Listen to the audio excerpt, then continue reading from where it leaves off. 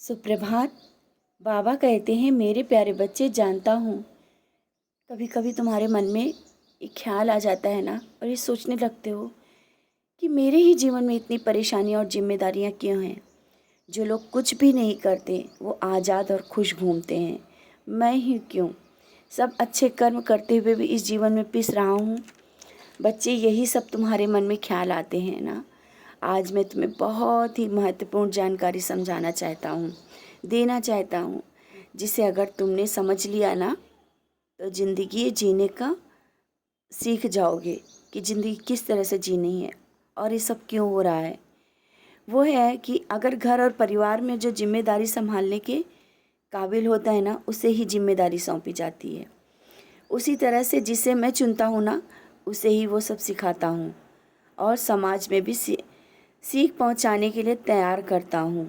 हाँ, जानता हूँ तुम्हें मैंने बहुत बड़ा कार्य सौंपा है, क्योंकि मैं तुम्हारी काबिलियत को समझता हूँ और तुम स्वयं तो संभल कर आगे खड़े होगे, औरों का भी सहारा बनोगे, और ऐसा ही करते हो। मैं क्या कहना चाहता हूँ, समझ रहे हो ना। ये जो कठिनाइयों भरा समय है ना, ये भी तुम्हें बहुत बड़ी सीख देकर जाएगा, जिससे देखकर लोगों को हिम्मत बंधेगी और आगे बढ़ने का साहस मिलेगा। तुम्हें समाज में बहुत से ऐसे काम करने हैं जिनसे तुम्हारी एक अलग पहचान बनेगी। अब स्वयं को अपनी काबिलियत के साथ खड़ा होने का समय आ गया है।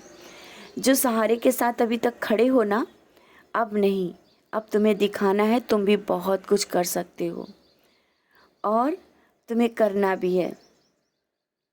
तुम कुछ नहीं कर सकते। जो लोग कहते थे ना कि तुम कुछ नहीं कर पाओगे, उन्हें अब समय है जवाब देने का और दिखाने का।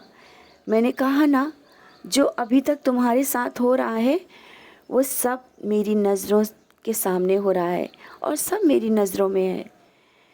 अब कभी भी तुम स्वयं को अकेला नहीं समझना, ना ही कमज़ोर समझना। जो सब होता है सब मेरी मर्ज़ी से होता है, और मैं हमेशा तुम्हारे साथ रहता हूँ। और ये समय एक साथ कभी नहीं रहता।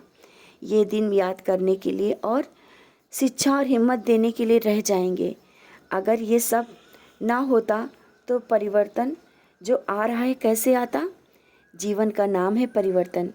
तुम्हें भी बहुत खुलकर इसका आनंद लेना है। बस जिस तरह से आगे बढ़ रहे हो ऐसे ही कार्य करते रहो, आगे बढ़ते रहो। तुम्हें तो बहुत कुछ करना है बच्चे, मैंने तुम्हें ऐसे नहीं चुना।